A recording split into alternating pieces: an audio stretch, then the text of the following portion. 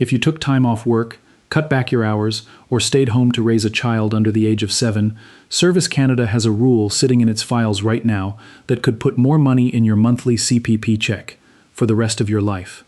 And here's the part that makes me angry every single time I talk about this. Most seniors never checked the box for it. Not because they didn't qualify, because nobody told them it existed. If you're already collecting your CPP retirement pension right now, today, this month, you can still fix this. Service Canada will go back and recalculate your pension, and in some cases, they'll cut you a back pay check for the difference. I'm John AJ. On this channel, we break down real CRA and Service Canada facts to protect your retirement income. No fluff, no guessing, just the actual rules straight from the source.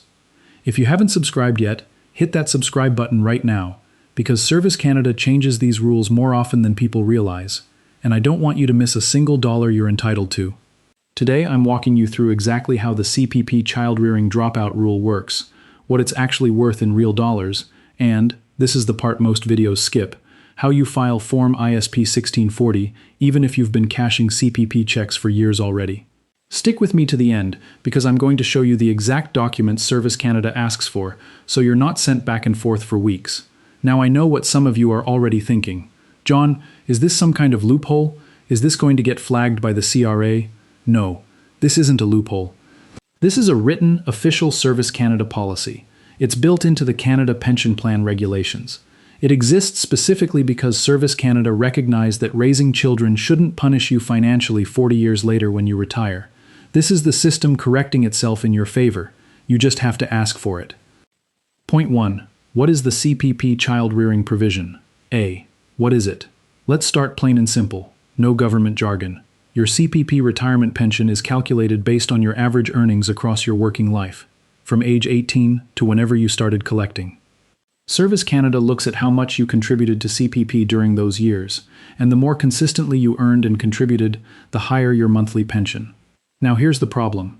If you took a few years off, or worked part-time, or dropped to a lower-paying job, to stay home and raise a baby or a toddler, those years show up in your record as zero-income or low-income years. And normally, Service Canada would count those low years directly against you, dragging your lifetime average down and shrinking your monthly check. The child-rearing provision, sometimes just called the CRDO, or child-rearing dropout, is Service Canada's official fix for that. It says, if you were the primary caregiver for a child under the age of 7, we will not punish you for the income you lost while you were raising that child. B. What is it worth? Here's where it gets real. Let's say you took 5 years off between the ages of 28 and 33 to raise 2 kids born close together. Without the child-rearing provision, those 5 zero-income years get averaged into your lifetime CPP calculation, and that can knock your monthly retirement pension down by a noticeable amount. For some seniors, we're talking $50, $80, even over $100 less per month, every single month, for the rest of their life. Multiply that over 20 or 25 years of retirement, and you're looking at a difference that can run into the tens of thousands of dollars over a lifetime. With the provision applied correctly, those low-income child-rearing years get excluded, dropped out, from the calculation entirely. Your pension gets calculated as if those years simply weren't there dragging your average down. That's a permanent increase, locked in for life, adjusted with inflation every single year going forward. How do they get it? Eligibility comes down to 3 things. First, the child has to be born after December 31st, 1958, so this applies to the vast majority of people watching this video. Second, you have to have been the primary caregiver of that child from birth until they turned 7 years old. Third, your earnings had to be lower during that period than your average, which, if you left work or cut back hours, almost always applies. We'll get into exactly how to apply in a moment, but I want you to hold on to this. This isn't automatic. Service Canada will not go digging through your file and apply this for you. You have to request it. And I hear this question constantly in the comments. Will asking for this reduce my GIS or trigger some kind of review? No. This has nothing to do with your Guaranteed Income Supplement application, and it will not flag your file for an audit. This is a routine recalculation request that Service Canada processes thousands of times a year. It's not unusual, it's not risky, it's just underused. Point 2. How the math actually works. Dropping out the low years A. What is it? Let's get a little more specific about the mechanics. because understanding this helps you see why it matters so much. Your CPP retirement pension formula already has a built-in general dropout provision, where Service Canada automatically excludes your 8 lowest earning years from the calculation, no questions asked. The child rearing provision works alongside that, but specifically targets the years you spent raising a child under 7, and it can exclude those years even beyond the general dropout, protecting more of your record. B. What is it worth? Picture Margaret, a retired senior living outside Hamilton, Ontario. Margaret worked steadily from age 20 until 26, then stayed home for 6 years raising her 2 children before going back to work part-time at 32. Those 6 years show up as 0 contribution years in her Service Canada file. If those 6 0 years get averaged into her lifetime CPP calculation, her monthly pension could be reduced by roughly 10 to 15% compared to what it would be with those years excluded. On an average CPP check, that's the difference between receiving, say, $700 a month versus $800 a month every month for the rest of her retirement. Now think about a retired couple in British Columbia, both in their 70s, living on a fixed income and watching every grocery bill climb with inflation. If both spouses raised children together and only one of them ever applied for the child rearing provision, that household could be leaving real monthly income on the table simply because the second spouse never filed the form. How do they get it? This is calculated automatically by Service Canada once you've submitted your request. You don't need to do any math yourself, and you should never trust a random online calculator to give you an exact number. What you need to do is submit the documentation, and Service Canada's system runs the recalculation using your actual contribution history. Some of you are probably asking, why didn't my accountant or my financial advisor ever mention this? Honestly, because this isn't a tax rule. It's a CPP application rule, handled entirely through Service Canada, not the CRA. Most accountants focus on your tax return, not your pension application history. This falls into a gap that a lot of professionals simply don't touch, which is exactly why so many seniors miss it. Point 3. What if you're already collecting CPP? The retroactive fix. What is it?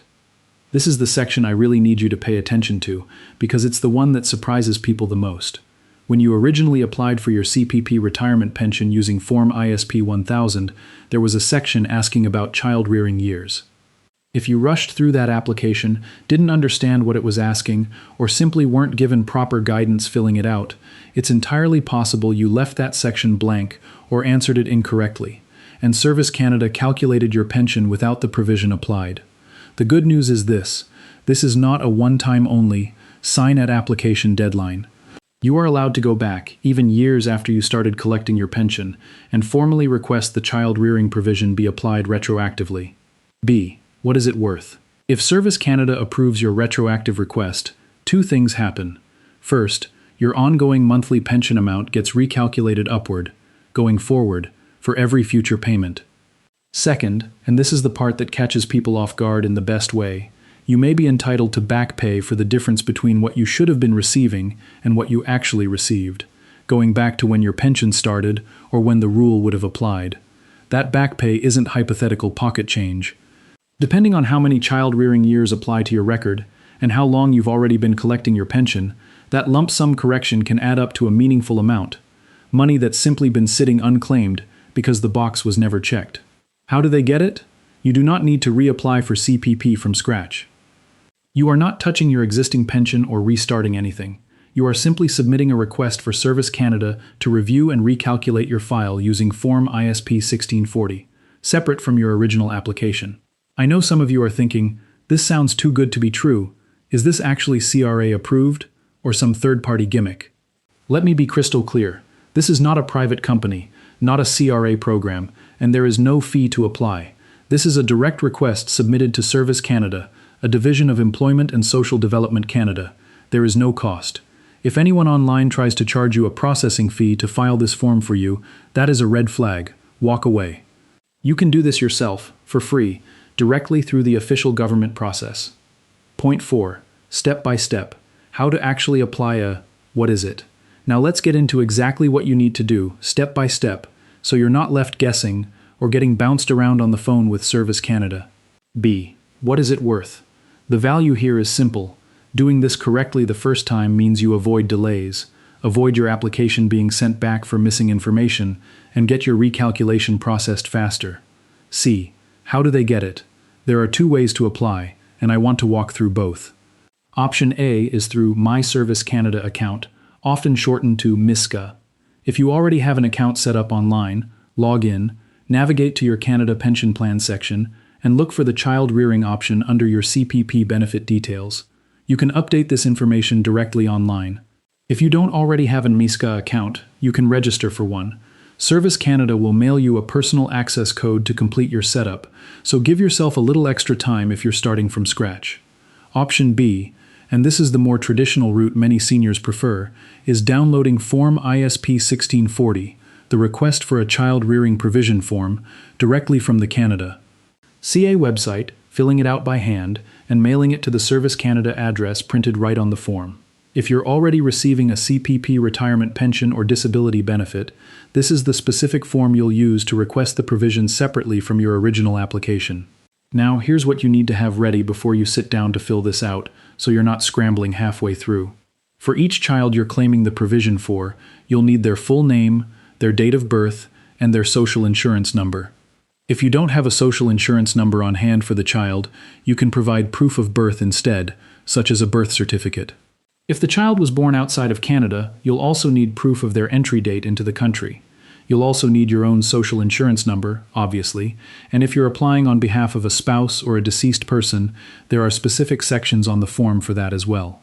One more important detail: if you and your spouse or common law partner both cared for the same child, only one of you can claim the child rearing provision for that child during that period. The form actually includes a declaration section where you confirm you're not claiming years that your spouse or former partner is also claiming. So if you're a couple watching this together, it's worth having a conversation about who benefits more from claiming which years, since in most cases it makes sense for the lower income earning spouse during those years to be the one who claims it. And one more thing seniors ask me constantly: is there a deadline? Am I too late? As of right now, there is no strict cutoff preventing you from requesting this, even if you've been collecting your CPP pension for years. Service Canada processes these requests continuously, but rules and processing details can shift over time, so the smart move is not to wait. The sooner you submit this, the sooner your monthly check and any back pay you're owed gets corrected. The action step. Here's what I want you to do the moment this video ends. If you raised a child under the age of 7, whether that was 30 years ago or you're still in it right now, go to Canada. CA, search Child Rearing Provision, and either log into your My Service Canada account or download Form ISP 1640. It costs you nothing but a little bit of paperwork, and it could mean a permanently higher CPP check for the rest of your life, plus retroactive back pay if you're already collecting. Raising your kids should never be the reason your retirement income comes up short. Service Canada built this rule specifically to make sure it isn't. You just have to be the one who asks for it. If this video helped you understand something Service Canada never clearly explained, do me a favor, share it with another Canadian senior who raised kids and might not know this rule exists. Drop a comment below and let me know what province you're in, because I read every single one and it helps me know what to cover next. And if you haven't already, subscribe to the channel, because I'm going to keep breaking down real CRA and Service Canada updates so you never leave money on the table that's rightfully yours. I'll see you in the next one.